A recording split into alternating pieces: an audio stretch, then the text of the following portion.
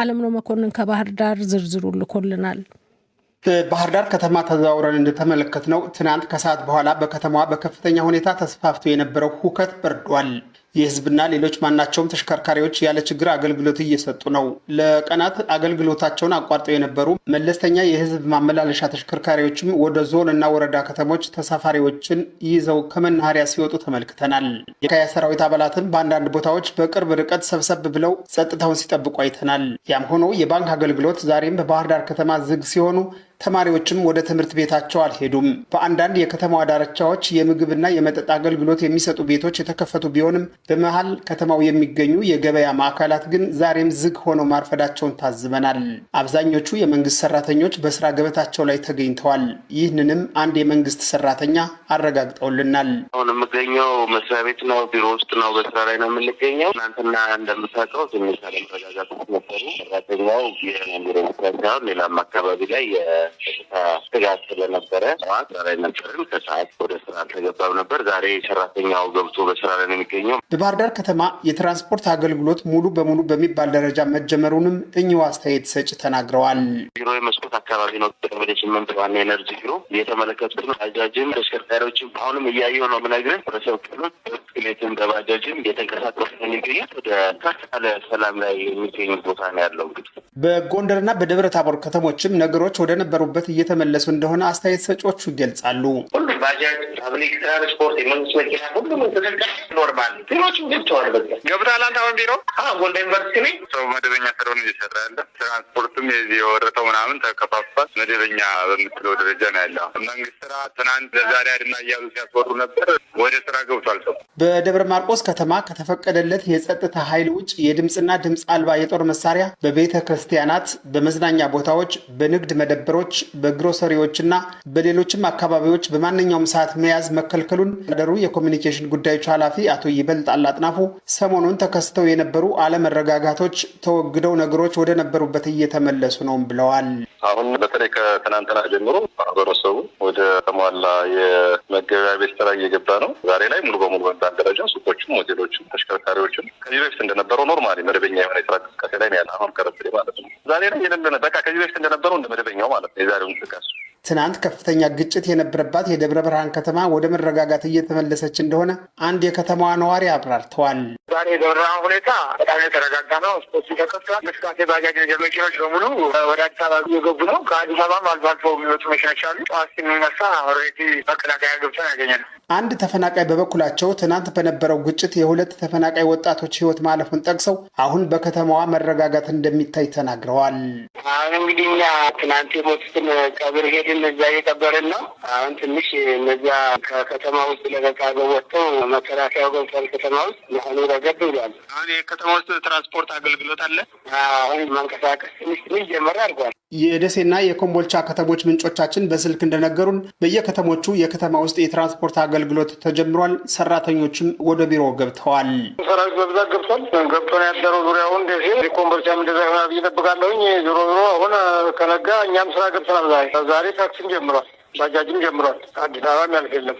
አሁንማ ሰላም ነው። ቢሮ ገብተን እኮ እየሰራ ነው። ኧረ ባንክም ፈርተን ግብይትም አለ። ደንበኛ እያስተናገድን ነው። አሁን ትራንስፖርት አለ፣ የከተማ አለ። ከልዩ ኃይል መልሶ ማደራጀት ጋር በተያያዘ ሰሞኑን በአማራ ክልል በተፈጠሩ አለመረጋጋቶች በአንዳንድ የክልሉ ከተሞች ሞትና የአካል ጉዳትን ያስከትሉ ተቃውሞዎች ታዩ ዘገባ ደግሞ አድማጮች በኦሮሚያ ልዩ ኃይልን በሌሎች የጸጥታዋ መዋቅር የማደራጀት ሂደትን ይመለከታል።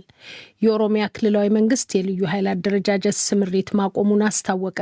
የክልሉ ፖሊስ ኮሚሽን ዋና ኮሚሽነር አራርሳ መርዳሳ በተለይም የፌዴራሉ መንግስት ባስተላለፈው መሰረት የልዩ ኃይል አደረጃጀት መዋቅርን በማፍረስ በተለያዩ የጸጥታ መዋቅሮች መልሶ የማደራጀቱ ተግባር እየተከናወነ ነው ብለዋል።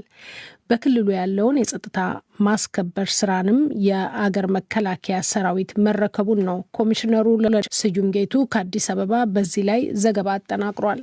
በኢትዮጵያ ሰሞነኛ አብይ መነጋገሪያ ሆኖ የቆየው የክልሎች ልዩ ኃይል መዋቅር እንዲፈርስና አባላቱን በተለያዩ የጸጥታ መዋቅሮች መልሶ የማደራጀት የፌዴራል መንግስት ውሳኔ በተለይም በአማራ ክልል ብርቱ ተቃውሞ ሲያስነሳ፣ በሌሎች ክልሎች ግን ጎልቶ የተነሳ ተቃውሞ አልተሰማም። መዋቅሩን በማፍረስ አባላቱን በሀገር መከላከያ፣ በፌዴራል ፖሊስና በክልል መደበኛ ፖሊስ የማደራጀት ስራን እያከናወንኩ ነው ካሉ ክልሎች ደግሞ የኦሮሚያ ክልል ይጠቀሳል። የልዩ ኃይል አደረጃጀት ቀድሞውኑም ለጊዜያዊ የጸጥታ ችግር ያለ ህገ መንግስታዊ መርህ መመስረቱን የሚያነሱት የኦሮሚያ ክልል ፖሊስ ኮሚሽነር ጀነራል አራርሳ መርዳሳ ለሁሉም ክልሎች በወጥነት ተላልፈዋል ያሉትን መዋቅሩን አፍርሰው በሌላ ጸጥታ ተቋማት የማደራጀቱ ስራ እየተተገበረም ነው ብለዋል። የክልሎች ፈርሶ የሚለው አንደኛው አጨቃጫቂ የሆነ የአማርኛ አጠቃቀም ነው። ዳግም እንዲደራጅ ነው ስልጠና ተሰጥቶ እዛ አካባቢ እንዲሳተፍ ነው የተደረገው እንጂ ፈርሶ ወደ ቤቱ እንዲሄድ ልክ እንደ ወንጀለኛ ተደርጎ የሚታይ አይደለም። ፌዴራል መንግስት ጥናቱ መሰረት እንደገና ህጉን ተከትሎ እንዲደራጅ በየክልሉ ያለው ልዩ ኃይል መኖር የለበትም። የታጠቀው ኃይል መከላከያ፣ ከመከላከያ የተረፉ ፌዴራል ፖሊስ፣ በክልሎች ደረጃ ደግሞ መደበኛ ፖሊስ ተደራጅቶ በህጉ መሰረት ለህብረተሰቡ የጸጥታ ስራ የሚሰራ ነው ውሳኔ የተላለፈው። ውሳኔው ሁሉንም ክልሎች የሚመለከት ነው ያሉት ኮሚሽነር አራርሳ መርዳሳ በተደረገው ውይይትና በተደረሰበት ስምምነትም አተገባበሩም በአንድ ላይ እየተከናወነ ነው ብለዋል። ሂደቱንም የሀገር መከላከያ እንደሚያስፈጽም መወሰኑንም በማስረዳት ሌሎቹ ተግባራዊ ያደረጉ ኦሮሚያ ላፈረሰ ምናምን የሚባለው ለዛ መልስ ለመስጠት በጣም አስቸጋሪ ነው። እንግዲህ ያው ወለደ ብሎ ለሚከራከር ሰው መልስ መስጠት በጣም አስቸጋሪ ነው። አሁን ይሄ ልዩ ኃይል የምትደብቅበት አንድ መጋዘን ከተ የምትቆልፍበት አይደለም፣ ሰው ነው፣ ካምፕ ነው የሚኖረው። ስለዚህ ይሄ እንዴት ይደበቃል? ይሄ በየክልሉ የሚንቀሳቀስ ማንም የሚያይ ነገር፣ ይሄ ለውሸቱ እንኳን ምንም ትንሽ ፍንጭ የሌለው ነገር መዋሸቱ ያው ሰዎቹ የህዝቡን የማጋጨት ጥርጣሬ የመፍጠር ስራ ስለሆነ እነው ስንት የሆነ ህዝብ እውነት መስሎ እንዳይከተሉ ኦሮሚያ ቤት ተቀብሎ ተግባራዊ ያነበት ይላል። አሁን ኦሮሚያ ውስጥ የልዩ ኃይል አባላት እየተሰማሩ አይደለም። አዎ መከላከያ የመረጠውን መከላከያ በመስፈርቱ መሰረት እየለያቸው ነው። ስለመረጠ ብቻ ሳይሆን መስፈርት አለው። በዛ መስፈርት ለይቶ ወደ ስልጠና ቦታ ይወስደዋል። ፌዴራል ፖሊስ የመረጡ አሉ።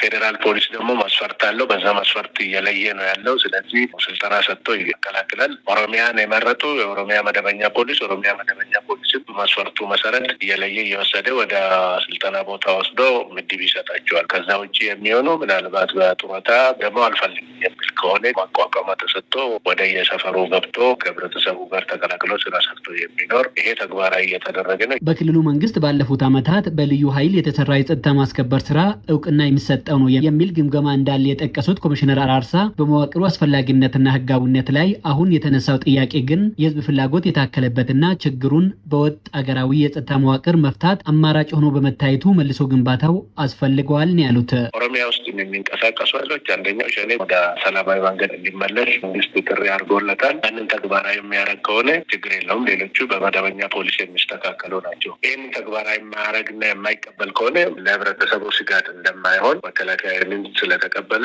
ለዛ ነው እንጂ ባለፈው ዓመታት ልዩ ኃይል የተሰራ ስራ አመርቂ ናቸው፣ ውጤታማ አይደለም ከማለት አይደለም። እንደው ይህን የኦሮሚያ ወቅታዊ ጸጥታ ሁኔታ ካነሱ አይቀር አሁን ምን ያህል መሻሻል ነው ያለው? አሁንም ድረስ ስጋት አይደለም ማለት ይቻላል በክልሉ?